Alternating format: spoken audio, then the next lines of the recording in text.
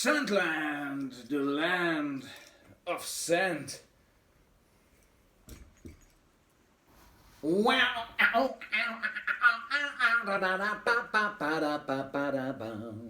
Do do do do do do do do do do.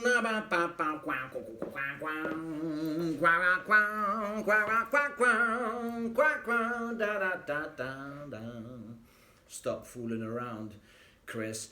You're here to do a fragrance review, and I will do exactly that. Just after I had a sip of my good old Jameson. Cheers and salute to the dark, distant 70s.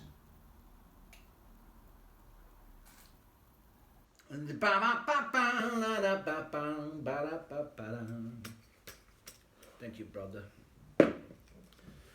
So, let's talk about the decade when I was born and many good things happened. Some say it was a iconic decade. Some say it was a dark decade. Some say it was a funky decade. Some even say they're there to say it was a disco decade. I'd rather say it was a punk decade, okay? So let's deep dive into the fragrances that remind me of the good old days of the 70s. And what I gotta say is that not all of these fragrances that remind me of the 70s were actually created and launched in the 70s. So let's take a look. The order is absolutely random, except for one more sip of my Jameson.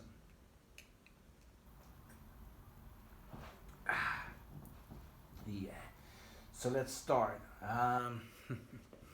Well, back in those days, the smoking ban was probably a laughing stock, right? Any idea of, stopping the possibility to smoke in a bar, to restricting people into smoking areas, probably would have been causing a major riot. Because not only did they smoke cigarettes, they smoked dope, weed, the green stuff. And that is very much represented in a niche fragrance, Kinski, named after the famous German, I should say international, because he was Polish, he came from Poland. Klaus Kinski, one of my favorite actors, very much active in the 70s. And they dedicated this to his 20th death anniversary year in 2011. This is a fragrance based on marijuana, the smell of marijuana, and totally delivers it. And I think Klaus would love it. Kinski. Denim, oh yeah baby, denim the original, okay, but this is the eau de toilette that was created much later on than the aftershave, which came out in 1976. Italian, right? No, not many people know that. It's Italiano, denim. And this, especially the eau de toilette version, this is one of the first fragrances I ever used back in the day, not in the 70s, but in the early 90s when I was starting to get into fragrances. Something that is so charismatic and it totally delivers the 70s vibe. Denim original eau de toilette with a performance that is just absolutely superb, okay? Let's continue with denim because they released a 40th anniversary edition of the original, and they called it Denim 1976, right? And it smells like 1976, I can tell you. It smells also a lot like my favorite Alain Delon fragrance from the late 70s, early 80s, but this is absolutely a fragrance. It has been released in 2016. 2016, it smells like it could have been released in 1976, ladies and gentlemen. Brilliant. Crime was high in some places.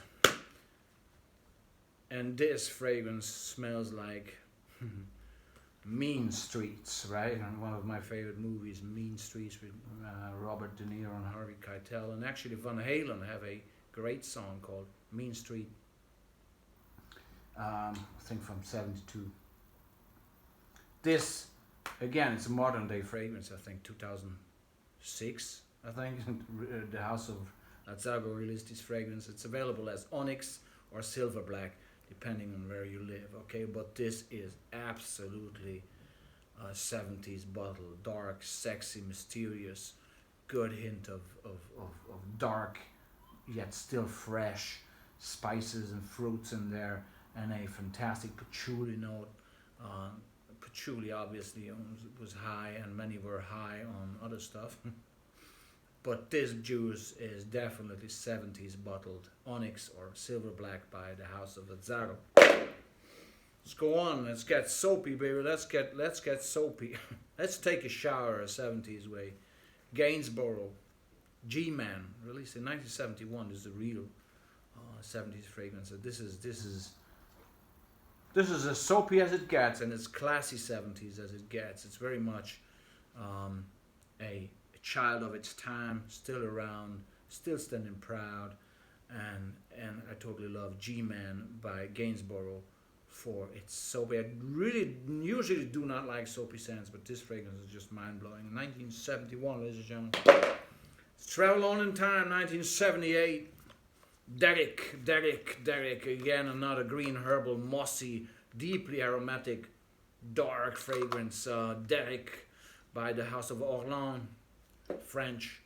I totally love it, this fragrance. Great designer fragrance. Derek, and actually, if you remember, in German, first in German TV at the beginning of the 70s, and then all over internationally in 100 countries, there was a inspector, a German inspector, a police inspector called Derek. That was a fictional figure, obviously. It was like Columbo, the German Columbo, okay?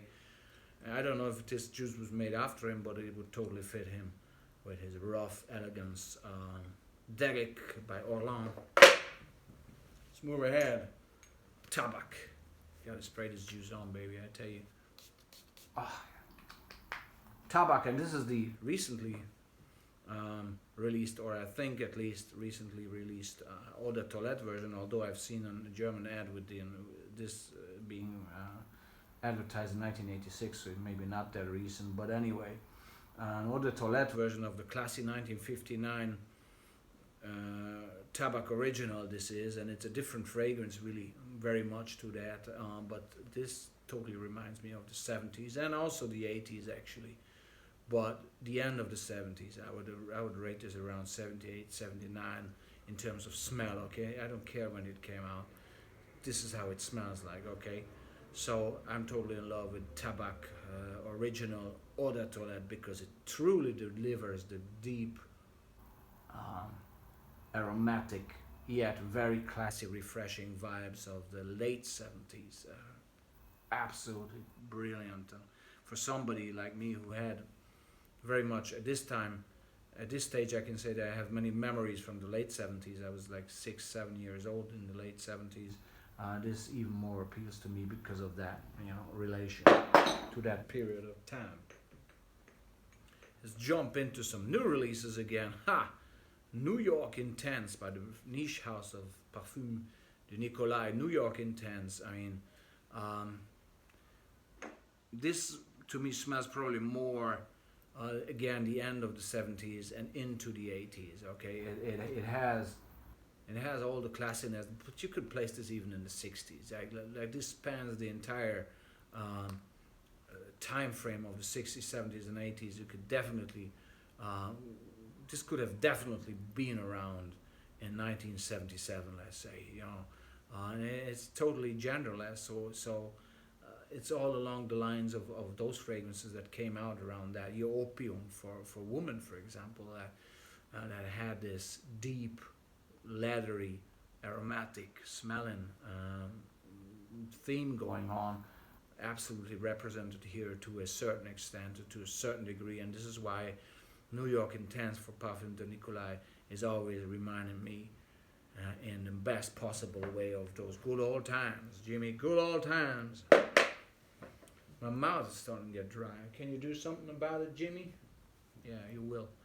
Lagerfeld, Karl Lagerfeld, an iconic figure of many decades, has released this in 1978, and this is This is a piece of art, ladies and gentlemen, even in its current state, which is much watered down compared to what it was before. But this is just as 70s as it gets, really. It was born in the 70s. It is 70s with all its glory, no strings attached. Diamo. Meraviglioso, veramente. Okay. Another child of 1978. It was a good year. Imagine that. You walk into a fragrance shop in 1978 and all these releases that you have. Azzaro Purom here, this one, or Karl Lagerfeld, Cologne, now called Classic, and all these things that were out there. Amazing. Azzaro Purom, okay. A world-class fragrance, still around today. Again, it's not the same anymore, exactly the same like it was before, but still a very, very, very, very popular and proud fragrance of the late 70s, with its deeply aromatic, spicy wonder that's going on here. Absolutely stunning. It has to be there. It was released in the 70s, and it is very much the 70s. Something that was not released in the 70s, again in this lineup, is a fragrance called Flashback in New York. And I come back where I started from, the weed, the marijuana scenario. Okay, you get that very much with this fragrance. This is New York in the winter, maybe in 1975. Okay, when Roy DeMeo and the DeMeo crew was roaming the streets of Brooklyn and sending out invitations to the Gemini Lounge to have a whiskey and some chopping of the bodies downstairs, right? Roy, salute.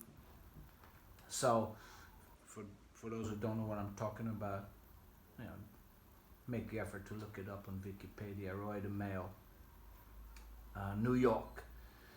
Flashback in New York. The name is perfect, and it smells like you're being transported back to those times when, again, smoking was still very much, a habit and a possibility, and in bars and restaurants and all over the place, and people, kept smoking other things as well. And this is like the feeling you walk on the streets, and somebody ahead of you is smoking smoking dope, or something similar, and you kind of smell the aftermath of that. Okay, you get the wake turbulence of that scenario. So, Flashback in New York, and this was released 2012.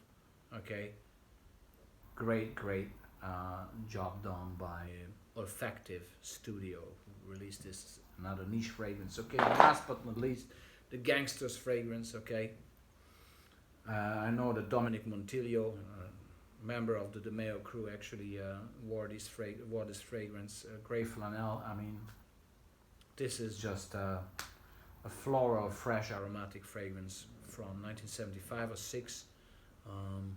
That is just totally and utterly representing, especially the 70s in the United States, and in big cities, Chicago, New York, Boston, Philadelphia, all that type of scenario. Okay, many people wore this. Many people from that generation still are wearing this.